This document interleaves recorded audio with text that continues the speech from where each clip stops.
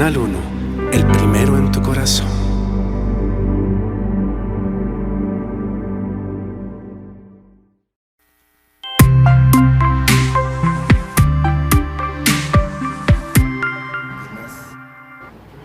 Hola, hola, muy buenas noches. Gracias por estar con nosotros en la segunda parte de este programa que está muy bonito, está muy completo y sobre todo que nos hace una invitación a reflexionar a muchas cosas de la vida diaria que podríamos solucionar muy fácilmente, confiando en Él, confiando en Dios. Precisamente ese es el libro de Luis Alonso Naranjo, Melatonina para el alma.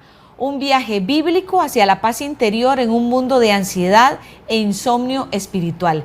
¿Quién no ha tenido ansiedad y quién no ha tenido insomnio espiritual? Me pongo de primera en la fila. Este es el libro para que lo vean y precisamente ya va a estar ahorita vendiéndose, ya está en Amazon. Ya está en Amazon y en unos días ya lo pueden adquirir en la librería Universal. En la librería Universal. Y si no, también ahí les vamos a poner tu dirección de Instagram también, para que te sigan y estén teniendo información sobre el libro. En la primera parte del programa hablamos, bueno, de todo el background, por qué surgió el libro, tu esposa y vos se quedaron sin trabajo, tuviste el tiempo para reflexionar, para escribirlo. Se hizo un devocional nocturno que me encanta, yo me lo leí la noche también. Exacto. Entonces de verdad que es muy bonito como para terminar el día. Hablamos de que es un devocional, o sea, para que yo pueda dedicar unos minutos en la noche a mi conversación con Dios. Tiene reflexiones, tiene oraciones lindísimas, o sea, la verdad que está muy bonito. Pero vamos a hablar de los otros capítulos. Hay un capítulo que dice ansiedad por los emprendimientos. Nosotros somos emprendedores los dos, ¿verdad? Y eso genera un susto terrible. Sí. Digamos, cuando yo tomé la decisión de independizarme, dejar un trabajo que casi durante 20 años en Canal 7 había tenido un horario fijo, un salario fijo, que me generaba seguridad, y yo dije, no, yo voy a dar el paso porque yo quiero ser empresaria y ser mi propia jefa. Eso genera una ansiedad terrible cuando tenemos hijos, ¿verdad? Porque cuando somos solteros y tomamos esa decisión, de repente nos devolvemos donde papi y mami y no pasa nada, pero hay que pagar. Y a veces todavía nos toca. Y a veces todavía nos toca devolvernos. Sí. Pero bueno, o sea, genera ansiedad. Demasiada, sí. Los emprendimientos son muy lindos, muchas veces exitosos, muchas veces no exitosos, pero generan mucha ansiedad. Claro, y a veces en esa ansiedad cometemos tal vez el error de matar nuestro sueño para tener una seguridad, que esa seguridad, que se llama salario, ¿verdad?, es el emprendimiento de alguien más, que no se dio a la presión. Entonces yo termino trabajando por el emprendimiento de alguien más. Ahora, no todos nacimos para ser emprendedores. Exactamente. Muchas personas son excelentes tomando iniciativas y tal, pero otras son muy buenas trabajando para el emprendimiento de alguien más, y si no, no habrían emprendedores, que necesitamos colaboradores. Exacto. El ciclo se debe cumplir. Entonces, por ejemplo, yo soy emprendedora, mi esposa es más de trabajar para alguien, y ese modelo, a mí me encantaría que mi esposa trabajara conmigo, y muchas veces he refunfuñado al respecto y me ha generado ansiedad porque yo quisiera que ella fuera mi socia, pero al mismo tiempo me doy cuenta que su naturaleza es otra, ¿verdad? Y entonces tengo que descansar en eso, y tengo que confiar en que Dios tiene un plan para mí y un plan para ella que los combina en nuestro matrimonio. Pero el tema del emprendimiento también, a propósito del matrimonio, es que nos terminamos casando con una idea, con un proyecto que no necesariamente está vinculada con el propósito de Dios. ¿Cómo lo sabríamos? Porque nuestra cosmovisión no es bíblica, tiene que ver con mis planes. De nuevo, y lo mencionamos la semana pasada, a veces cometemos el error de pensar que el cristianismo significa que yo hago planes para que Dios los financie.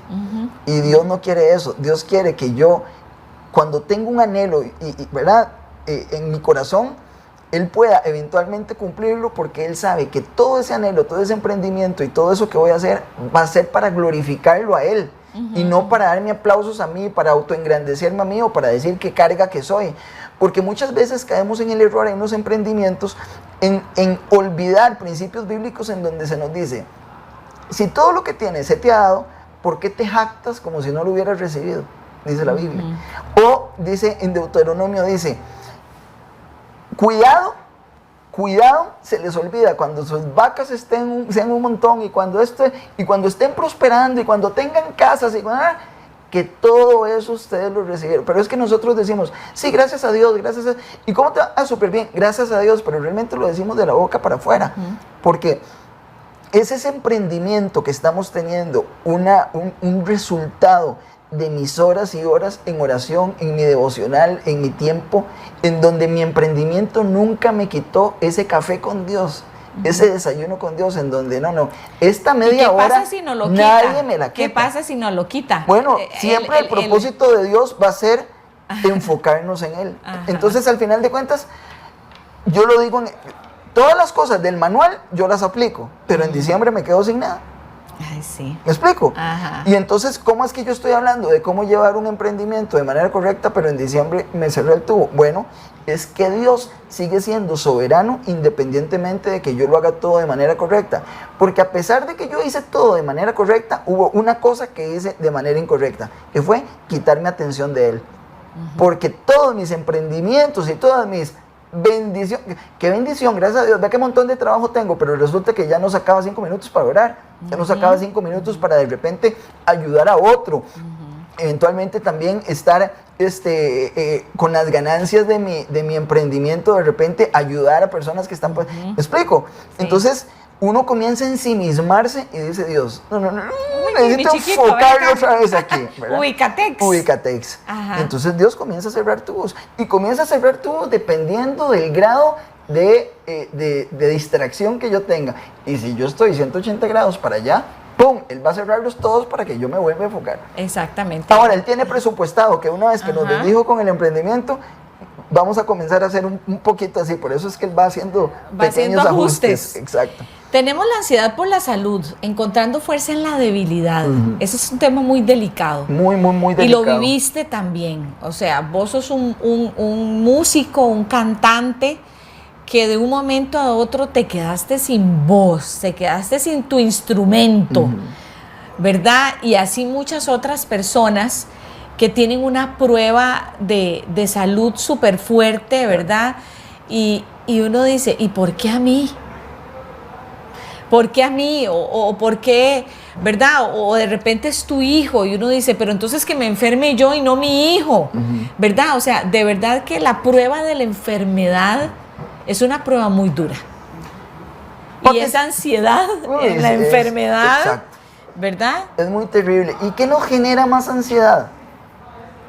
Que en este momento, de nuevo, vuelvo a la cosmovisión bíblica, se ha manoseado tanto el que si usted de repente, Señor, si me sanas de esto, ay, sí, hasta lo condicionamos. Tal y tal cosa, tal y tal otra. O nos vemos haciendo actos en donde, en mi mundo, eso se llama soborno. Y yo no creo que Dios acepte sobornos. Dios lo que quiere, si Dios entregó en su Hijo el sacrificio máximo por mí, Él lo que va a estar esperando es que yo le entregue mi vida a Él, no un ratito cada cierto tiempo. Entonces, cuando yo sé que mi vida como un todo es para Él, Él va a hacer con mi vida lo que Él quiera, porque Él es soberano. Entonces, si yo le estoy pidiendo, por ejemplo, a mí me encantaría que mi jefe, o no sé, que mi familiar X se acercara a Dios. Y Dios sabe que yo soy un soldado, yo soy un bombero, Señor, ¿qué necesitas? Yo estoy ahí. Bueno, entonces dice Dios, ok, te voy a enfermar, porque a través de tu enfermedad, yo voy a llegar a esa persona por la que me estás pidiendo. Sí. Uy, entonces ahí la pregunta te la devuelvo. Señor, ¿por qué no a mí? Si puedes usarme a mí, ¿por qué no lo harías?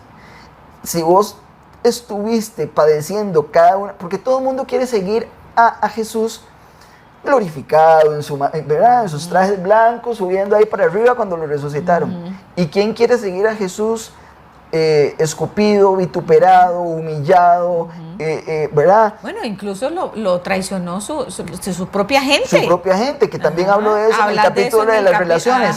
Entonces, Señor, ¿por qué no a mí, si me estás invitando a ser parte de tus padecimientos, para que esta o aquella situación? Entonces, ¿qué pasa? Yo pido por esa persona, Entonces dice Dios, perfecto, te voy a usar a vos para llegar a esa persona. Y cuando llega digo, no, Señor, quítame esto. Y dice Dios, pero usted no me pidió. Sí, entonces, ¿cómo voy a cuestionar el plan que Dios tiene a través de mí o a través de la persona que sea, usando la enfermedad?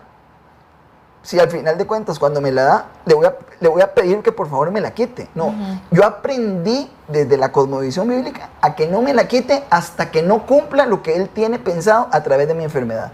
Porque si no, yo estaría estropeando su plan. Exacto. Entonces, Pablo, dice la Biblia que Pablo tuvo un aguijón, ¿verdad? Una enfermedad muy fuerte que él pidió, como cualquier persona sensata lo haría, si puedes me la quitas. Pero que Dios le contestó, bástate mi gracia, porque mi poder se perfecciona en tu debilidad. Claro, a Pablo se le dio una gran información que terminaron siendo un montón de libros en el Nuevo Testamento, más que todos los demás apóstoles, y él ni siquiera era uno de los 12.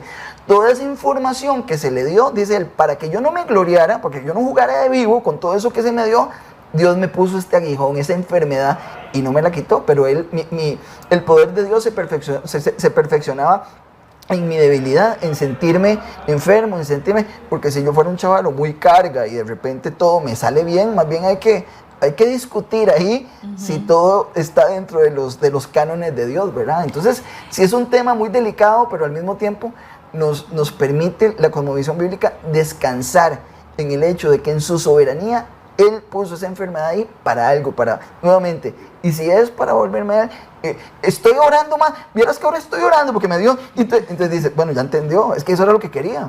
Tal vez sea algo muy sencillo. Después hay otro capítulo que dice ansiedad por la pérdida, el proceso del duelo.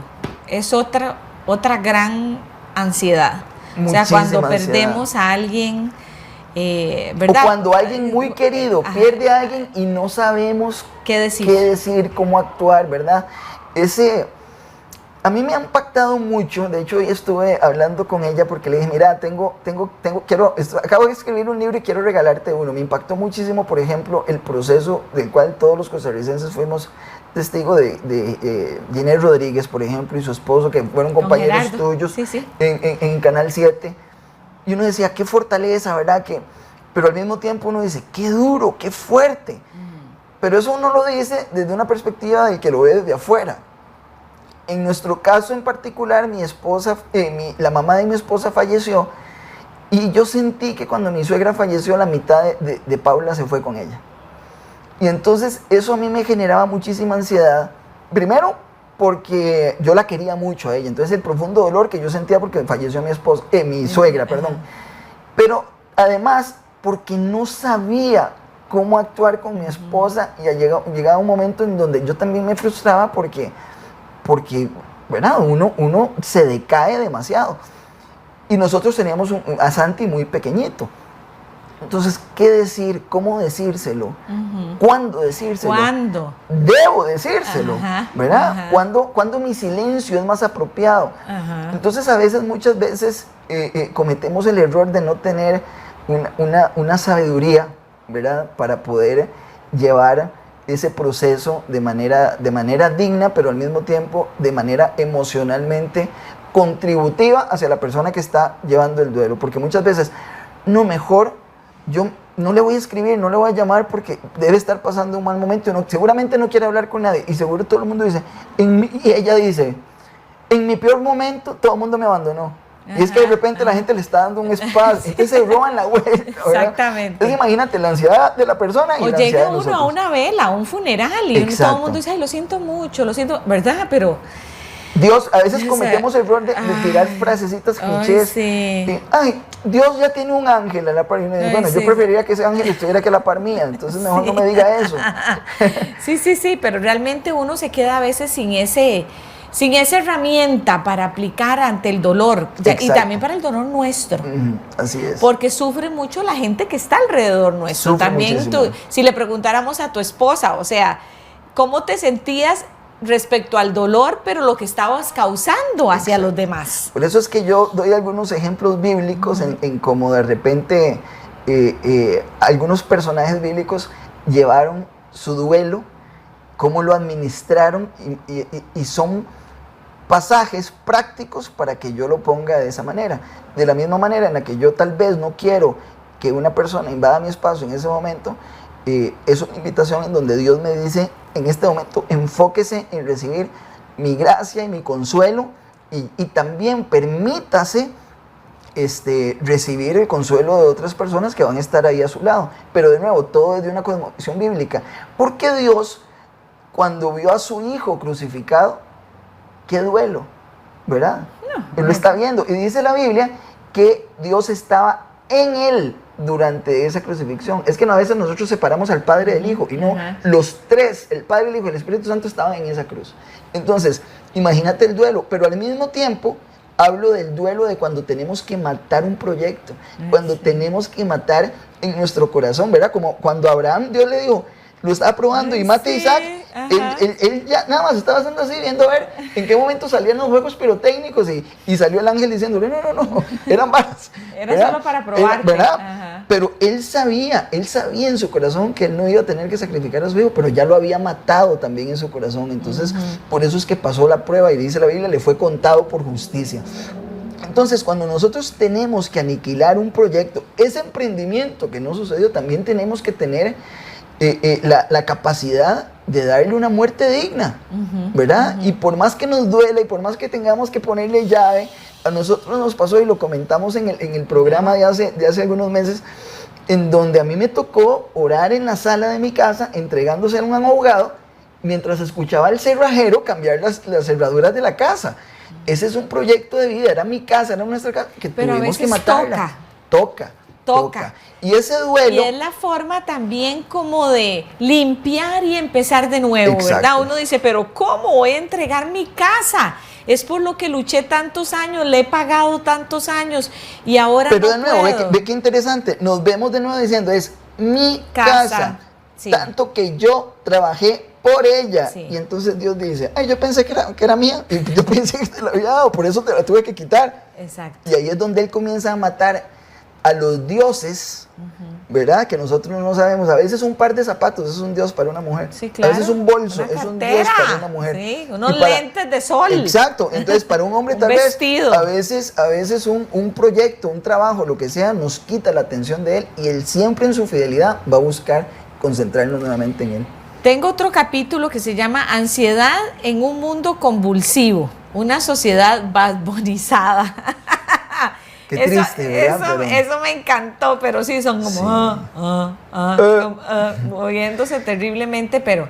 Y dejé el capítulo de las relaciones, si te diste cuenta que me lo brinqué a propósito, porque quiero después del corte venir a hablar y enfocarnos en las relaciones, porque yo creo que es una de las ansiedades que nos corcome más el alma. Exacto. ¿Verdad? Pero hablemos de este Bad Bunny. Mira, una sociedad badbonizada tiene que ver con todo lo que en este momento estamos viendo en una cultura que está inyectándole a las personas, a los jóvenes, y generando una generación muy ansiosa porque está sin un norte, está perdida. Y sus parámetros culturales, emocionales, relacionales, que ahora vamos a hablar de ese tema, están segmentados desde un parámetro que está completo y totalmente sexualizado, banalizado, y en donde las cosas no tienen ningún valor, ¿verdad? La estructura moral del ser humano, aunque yo no crea en Dios, mi estructura moral tiene que estar basado en un bien y en un mal. Si yo lo relativizo, y ya no hay bien ni un mal, sino está mi bien y mi mal, y tu bien y tu mal, entonces todos nos volvemos en pequeños dioses, en donde cada uno tira para su lado, y al final de cuentas en este momento estamos viendo, me atravesaste el carro, saco una pistola y no tengo ningún tipo de valor por tu vida. Entonces esta generación es una generación, bueno, y todos nosotros también fuimos víctimas de que nuestros papás la estaban pulseando como papás, ¿verdad? Pero ¿qué pasa? Se nos vendió una falsa premisa que decía que no hay un manual para ser padre. Y eso es falso. En la Biblia está todo clarísimo de cómo debemos actuar.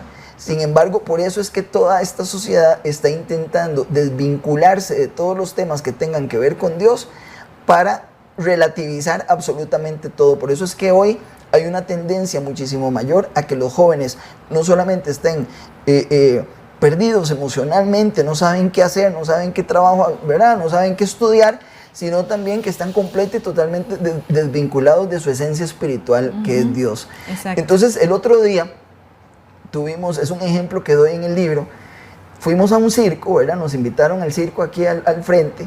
Entonces nosotros fuimos con Santi, y Santi estaba, ¿verdad?, todo emocionado con sus palomitas y arranca, ¿verdad? Y aquellas, las maromas y las personas haciendo piruetas y todo. De repente me dice Paula, vuelva a ver atrás. Y yo hago así y veo a un niño de 3 años que está utilizando su asiento como mesa. Entonces él está hincadito en el piso, dándole la espalda al evento, con la tablet, con el celular de su mamá, viendo YouTube. Y perdiéndose todo. Aquí todos los niños estaban así. Entonces, a mí me impactó tanto que yo no pude disimular. Y entonces pasaba cada rato haciendo así. Hasta que mi esposa me codió y me dijo, ¿verdad? Disimula. Pero yo creo que muchas otras personas estaban viéndolo. Y a la mamá le dio tal vez un poco de vergüenza. Entonces, le quitó el celular. Parecía, vean el circo, vean todo lo que se está perdiendo. Claro. Los gritos y los alaridos de ese chiquito cuando le quitaron el celular fue una cosa de locos. La mamá se vio obligada a darle de nuevo su vicio para que él pudiera seguir concentrado en sus videos de y no YouTube. perturbar al resto. Entonces, ¿de quién es la responsabilidad? De los papás. Ese niño de 3 años, al final de cuentas, es la víctima de que le dieron una droga para que el papá pudiera estar ocupado en otra cosa. De nuevo, en su emprendimiento, en sus planes, porque tengo 2 carros, porque tengo la casa, porque tengo que sostener este estilo de vida, y por sostener todos nosotros este estilo de vida es que nuestros jóvenes están badbonizados. Dice que tenemos que ir a corte. Vamos a corte porque hay que pagar la cuenta para comprar el libro. Muy importante. Y vamos a venir con una parte de este libro que es el tema de la ansiedad, pero en las relaciones. Y como decía, quería darle esa parte final del programa porque todos hemos tenido que vivir esa ansiedad en las relaciones por el amor, por la familia, por el trabajo, por los compañeros de 5º grado de la escuela, etcétera. Así es que venimos a hablar de ese tipo de ansiedad. Ya casi volvemos.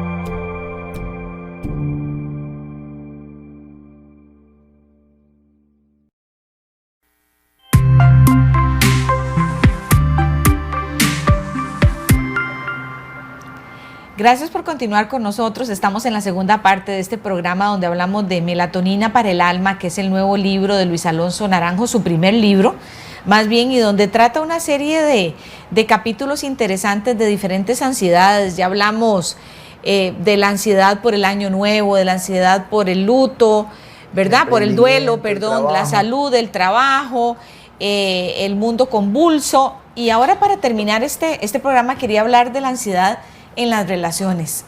Luis, yo creo que es de las ansiedades que más nos torturan el alma. Exactamente. ¿Verdad? Desde una pareja, desde los padres, desde los hermanos, desde los compañeros de trabajo, desde el familiar aquel que me hizo daño, ¿verdad? O sea, de eso vivimos relacionándonos. Somos indios de una tribu. Ajá. ¿Verdad? Y esa tribu, por eso es que siempre buscamos generar ciudades y generar lugares. Pasamos de repente por un restaurante que está vacío y así, pero tiene una comida deliciosa, pero nos metemos en el chinchorro donde no está, pero está así. Porque está lleno y hay que estar ahí. Por el ambiente, ¿verdad? Ajá. Porque nosotros, por eso en Babel intentaron construir eso, porque querían vivir en una sociedad muy cerrada que quisiera llegar a Dios, y Dios lo que hizo fue, no, yo lo que necesito es que ustedes estén por todo el mundo. Bueno, nosotros somos entes relacionales y nos afecta muchísimo nuestro sistema emocional nuestro sistema a veces hasta cognitivo, todo este tema de las depresiones, la codependencia, todas estas situaciones que ahorita están tan de moda. Menciono en el libro que una psiquiatra muy famosa que se llama Marian Rojas Estapé dice que en esta situación, como estamos, los psiquiatras se están convirtiendo en nuestros doctores de cabecera, ¿verdad? Entonces, ¿qué es lo que sucede? Que la esencia de nuestra relación principal está deteriorada. Por eso es que mi relación horizontal, vamos a suponer, la cruz es vertical y es horizontal. Eso significa que lo horizontal tiene que ver con todas mis relaciones personales y todo lo que sucede aquí en el mundo. Y la vertical tiene que ver con toda la relación que yo tengo con Dios. Por eso es que él utilizó una cruz. Entonces, esto y esto tienen que formar ese instrumento que parecería un instrumento de muerte, pero es un instrumento por el cual fuimos redimidos. Entonces, yo necesito establecer nuevamente una correcta relación con Dios que se vea reflejada en mis relaciones con las otras personas. Entonces, en el momento en el que esa relación con Dios no está en su enfoque correcto, mi relación con las personas y mi relación con el mundo se va a ver completamente afectada. Entonces, en el libro, por ejemplo, hablo también del espejo. Sí. Cuando yo hablo a una persona... Digo, qué mal, que me cae mal. Me cae Luis, ¿no? Y es tan presumido y siempre raja de que tiene empresa, de que esto... Y es que yo me estoy viendo reflejado en vos. Exacto. Y entonces ese concepto del espejo tiene que ver con el hecho... Muchísimas gracias. Tiene que ver con el hecho de que yo estoy viendo en la otra persona todo lo que a mí me cae mal de mí, que esta persona lo está amplificando, pero a mí también se olvida que yo estoy siendo el espejo de otra persona, y entonces esa persona de repente yo le caigo mal, porque es muy sencillo decir, me cae mal desde la perspectiva de alguien que nunca se equivoca, pero resulta que yo también soy el espejo de una persona porque yo también me equivoco, y mis equivocaciones van a reflejar la personalidad de la otra persona a la cual yo le caigo mal. Entonces, ahí hablo un poquito de eso. Hablo de las relaciones, por ejemplo, tóxicas en la familia. Ay, sí. A veces nos toca poner un límite en donde y que uno a veces cree que tiene que soportarlo todo porque como es mi familia. Exacto, como es mi hermano, y hay gente que se tiene más bien que apartar del papá, de la mamá, del hermano, que le provoca tantísimo daño. Tenemos que aprender a decir no cuando lo que la familia está exigiendo de mí está comprometiendo mi sana relación con Dios espiritual, cuando me está sacando de mi zona, cuando me está sacando de quicio, cuando están logrando que mi relación espiritual con Dios se vea afectada. Yo tengo que aprender a poner un límite, aunque sea mi mamá, aunque sea mi papá, aunque sean mis hermanos. Y porque hay familiares que son muy tóxicos, como hay amigos que son muy tóxicos, hay familiares que son muy tóxicos y no pueden robarme la paz. O parejas. Claro, ahora eso suena muy bonito, pero también doy el contrapeso bíblico. Si en la Biblia están esas sugerencias con esos versículos, yo tengo que aprender a discernir esos principios y poderlos colocar en mi día a día. También hablo, por ejemplo, del concepto de los amigos que hay que dedicarle... Los cactus y los amigos plantas. Ven, que sí me leí el libro, sí me lo leí. ¿Viste? Entonces, el cactus, por ejemplo, no necesita que lo estemos regando. Que lo estén regando, ni que estén pendientes de él. Él está ahí esperando a que nosotros lleguemos, ¿verdad? Pero tan lindo que es eso, ¿verdad, Luis? Porque hay amigos... Yo te veo, vos, nosotros no nos vemos muy seguido, pero te veo y es aquel abrazo. Exacto. Y yo tengo amigos del alma que a veces decimos, puña, qué montón tenemos de no vernos, pero vernos es como haber dejado de vernos la semana anterior. Exactamente. O sea, eso a mí es hermosísimo. Y hay otros amigos que están ahí constantemente, que son del día a día, que a veces uno dice, uy, no, necesito descansar. ¿Qué dice? ¿Por qué no me llamas? Me olvidaste. Me olvidaste, me tenés abandonado. Ay, no. Y entonces hay que estarlo regando. Entonces doy la analogía de que mi esposa se puso una huerta y nos dimos cuenta en esa huerta de que no, un poquito de sol, pero no mucho, porque si hay mucho sol, entonces se seca la mata. Y es desgastante, es muy desgastante. Muy desgastante. Y hay amistades que lo consumen a uno de esa manera. Entonces yo necesito también discernir, y la Biblia dice, para ser amigo hay que mostrarse amigo. Entonces, si yo quiero demandar de vos que me estés llamando y esto y que lo otro, yo tengo también que hacer lo mismo. Exacto. Pero mejor si sabemos, si logramos delimitar dónde está nuestra amistad. Pues me encanta que seamos amigos cactus. Me encanta. ¿Verdad? Que podemos vernos más a menudo. Exactamente, y me debes una pizza. Te debo la pizza. ¿Verdad? Definitivamente tengo que ir a tu casa a comernos una pizza. Bueno, muchísimas gracias. Felicísima Pati, que este sea el primer programa de televisión en que estás hablando de tu libro. Soy tu madrina, ¿sí? Melatonina para el alma de Luis Alonso Naranjo está en Amazon para quien lo quiera comprar virtual, pero también para los viejitos que nos encanta el papel y tener el libro en la mano, también ya está en la librería Universal. La librería Universal y en mis redes sociales, ahí voy a estar en tu Instagram, Luis Alonso Nar, de Naranjo, ahí está en pantalla, ¿sí? Luis Alonso Nar, para que lo sigan y les esté dando novedades del libro. Muchísimas gracias. Muchísimas gracias, Patricia, y gracias a todos, que Dios los bendiga mucho. Y usted recuerde que tenemos una cita el próximo martes a las 8 de la noche, aquí por Canal 1.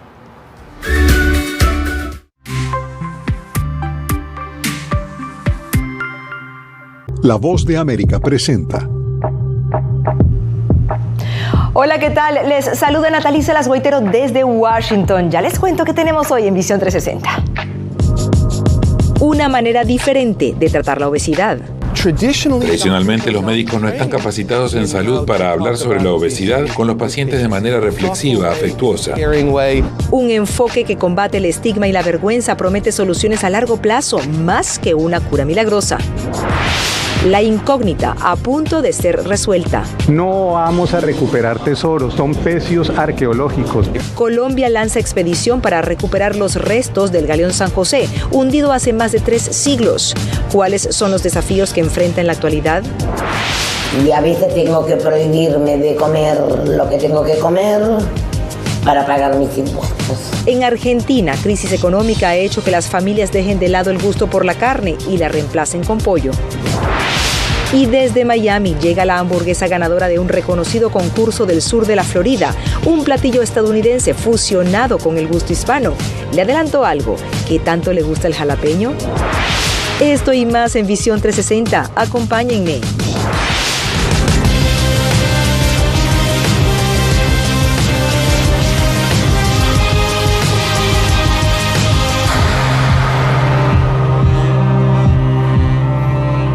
Un paseo por las calles de Washington, D.C. nos deja algo claro, que a diferencia de otras grandes urbes en Estados Unidos, en la capital del país no hay rascacielos. Carolina Valladares nos explica por qué. ¿No les parece curioso que Washington, D.C. no tenga edificios altos?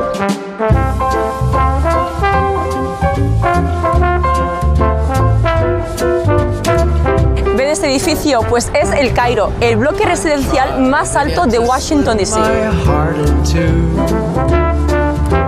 ¿Pueden creer que solo tiene 14 plantas y 50 metros de altura? O lo que es lo mismo, es 25 veces más pequeño que el Empire State Building de Nueva York. Already she's higher than any other building in the world. Pues este edificio, en apariencia pequeño, fue el centro de una gran polémica en 1894 y es la razón por la cual no hay rascacielos en la capital de Estados Unidos. Pero, ¿cómo hemos llegado a este punto? Hace 120 años, cuando se construyó el Cairo, a los residentes de la ciudad les parecía que un edificio de 14 plantas era un peligro.